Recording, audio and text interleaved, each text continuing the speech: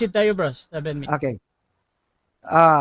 Meron ka bang kasamang pulis at sundalo sa inyong grupo? Ha?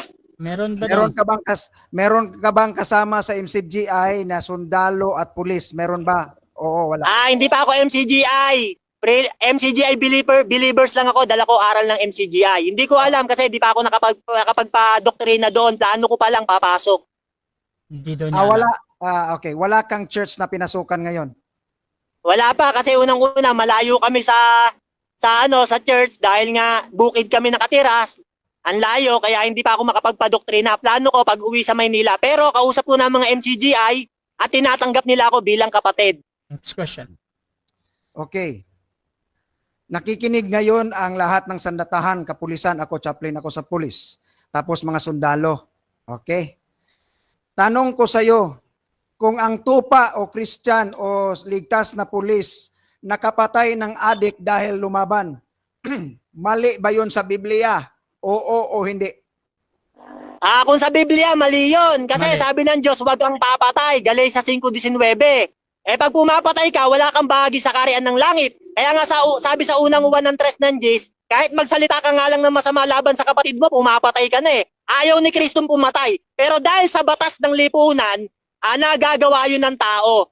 Diyos na hatol doon, hindi ikaw Next kung ligtas question. sila o hindi. Okay. Nag-uutos ba ang Diyos na patayin ang mag-idolatry, mag-breaking of the Sabbath, mag-adultery, mag-blasphemy, mag-child sacrifice, mag-witchcraft, no? At ito mga false prophecy, nag-utos ba ang Diyos na patayin sila? Oo o hindi? Yes, nung Yes. una yan sa Old Testament. Yes, nung una yan sa Old Testament. Pero sa ating panahon, sabi sa Galatia ng 5:19 hanggang pataas, walang bahagi sa kaharian ng Diyos ang mamamatay tao. Utos, wag kang papatay na sa ating panahon. Kautusan niya ni Kristo. Kaya nga kayo, nagtataka ako, ligtas pa rin kahit pumatay kayo eh. Next Tama yung question. sabi ng Mateo 13:13. Kahit Next umunawa question. kayo ng umunawa, di kayo makakaunawa. Next question na. Ang sabi ng Roma 13, naunawaan mo ba diyan na mag-obey tayo sa government? Kapag hindi tayo nag-obey, merong sword, merong sandata na gagamitin para lilipunin ang mga masama. Naniniwala ka ba at naintindihan mo ba ang Romans chapter 13? Oo o hindi? Yes, mag-o-obey Yes. ka. Pero, hindi ibig sabihin nun, papatay ka na at susunod ka kahit pumatay ka na. Dahil utos ng gobyerno, mali yun. Ayaw ni Kristo ng pagpatay. Hindi katulad nyo, ligtas pa rin kahit pumatay mang rape. Ligtas pa rin kahit asawain nanay. Mali yun, kapatid. Walang bahagi sa kaharian ng langit Next yan. question. Revelation 21:8. Ano ang ibig sabihin diyan sa 5? Basahin mo. Ikaw lang bumasa. Objection ako, moderator. Okay. Objection, negative. Ano yan? Inuutusan niya akong bumasa. Wala siyang karapatang mag-utos. Ang Okay. trabaho niya, tumanong. Kung gusto niya, Ah. basahin niya, tapos sasagot ako, tumanong Okay, siya. bro Rene, meron ka bang counter-objection dyan? Or proceed na? Hindi, babasahin ko. Okay, proceed bro. After this, bigyan mo ng explanation ha. Romans 13. Sinasalabas siya dapat makita. Sabi dito, wherefore you must needs be in subjection not only because of the wrath but also for conscience sake. Ano sabi dito mga kapatid at mga kaibigan? Wait lang ha. Wait lang. Sabi dito, verse 4, for he is the minister of God to thee for good, but if you do evil, be afraid, for he beareth not a sword in vain, for he is a minister of God, to execute wrath upon him that doeth evil. Ang Greek scholar sabi dito, talaga gagamitin ang sword, no, to kill. Now, ngayon, naintindihan mo ba yan? Oo, hindi. Naintindihan ko, kaya nga sabi dyan, no? Yan, no? Dapat kung ginagawa mo ang masama, ay matakot ka. Kaya nga kayo, kahit nga asawain nanay, ginagawa mo na yan, matakot kayo kung asawain mo nanay mo, pati ate mo, ligtas pa rin. Sabi nga rito, matakot ka kung gumagawa ka ng masama eh. Kaya yan talatang binasa mo, kinakain ka niyan. Roma 13:4. Pinutol mo, ipagpatuloy mo, for he beareth not a sword in vain.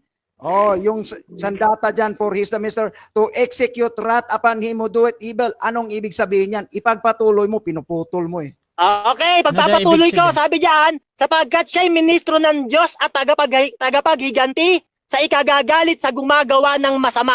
Kaya nga sabi diyan tagapaghiganti sa mga gumagawa ng masama. Kayo nga kahit asawain nanay, ligtas pa rin Kaya sabi diyan, tagapaghiganti ang Diyos sa mga gumagawa ng masama. Maghihiganti sa inyo Diyos, kaya kinakain kanyang talata na yan, sabi diyan. Roma 13:4. So sabi mo, ang pulis na nagkasala kapag nakapatay ng adik na lumalaban. So hindi na sila mapupunta sa langit. Nakikinig sila ngayon. Oo o hindi?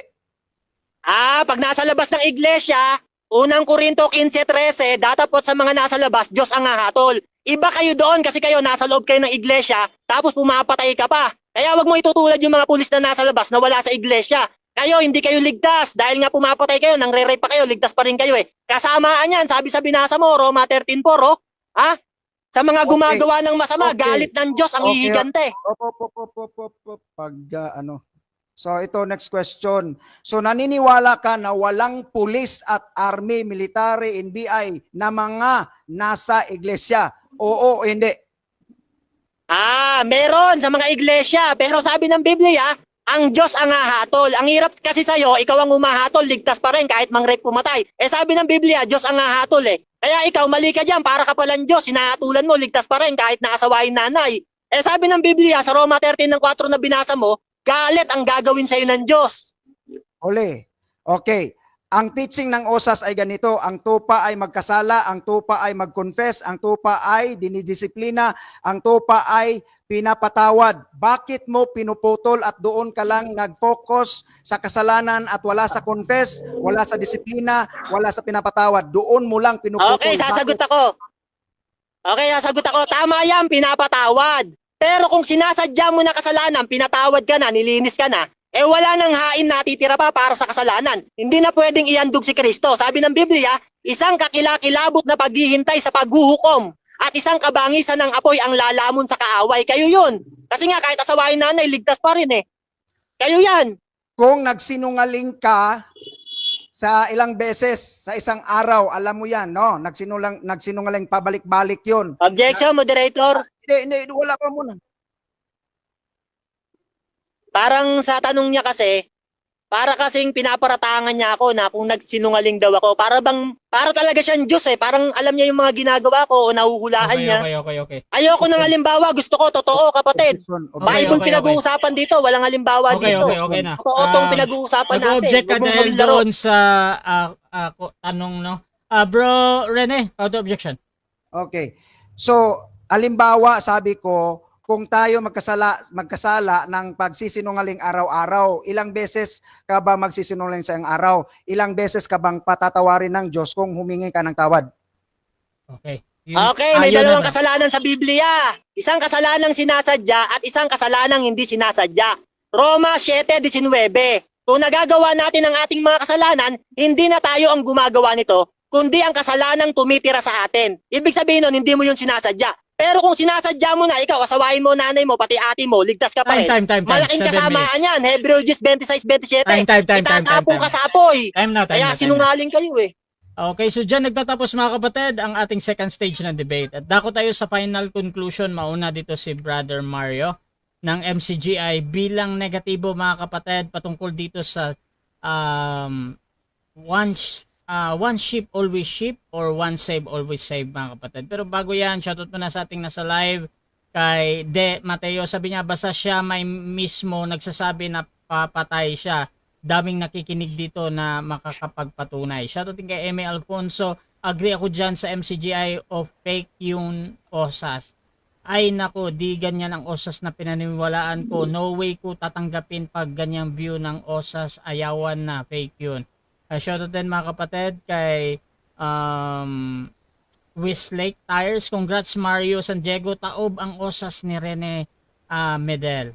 Shoutout din dito kay Pastor Elmer Chavez ng Baptist kay De Mateo. Conclusion dito ay ang OSAS ay di aral ni Kristo. Kasama kasi sa pagpatay dahil may kaligtasan pa rin sila na aral kakaiba naman to.